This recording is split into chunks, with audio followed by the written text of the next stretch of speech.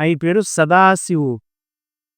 మీరు చూస్తున్నది ఇప్పటిదాకా సదాశివుని టెంపుల్ ఎక్కడా లేనిది సదాశివుడు.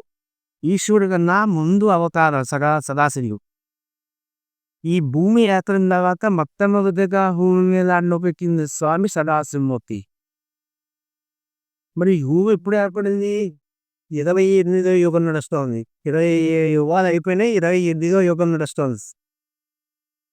ఒక యుగం అవ్వాలంటే యుగాంతరం అవ్వాలంటే కొన్ని లక్షల పూర్వ సంవత్సరాలకి ఒక యుగాంతరం. ఒక యుగాంతరం అయింది అంటే బ్రహ్మదేవుడికి ఒక పగలు, ఒక రాత్రి, ఒక రోజు అన్నిటి లెక్క. అంటే 25 రోజులు మాత్రమే బ్రహ్మదేవుడికి 25 రోజులు నడుస్తుంది. ఆ సదాశివమూర్తికి 25 శిరస్సులు ఉంటాయండి. సదాశివమూర్తికి 25 శిరస్సులు ఉంటాయి. 25 శిరస్సులు, 50 చేతులు, 45 ఆయుధాలు, 2 అభయహస్తాలు ఉంటాయి స్వామి. మరి 25 శిరస్సులు అట్లానే ఎందుకున్నాయి?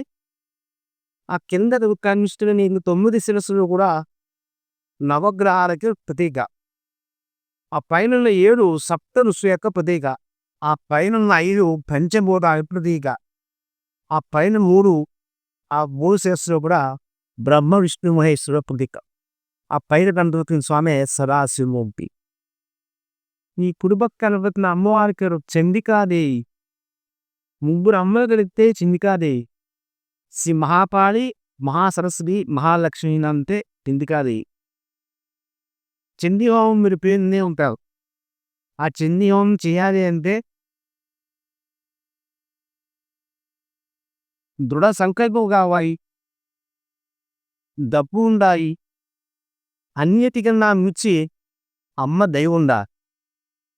అది ఎవరికో కానీ దక్కదు.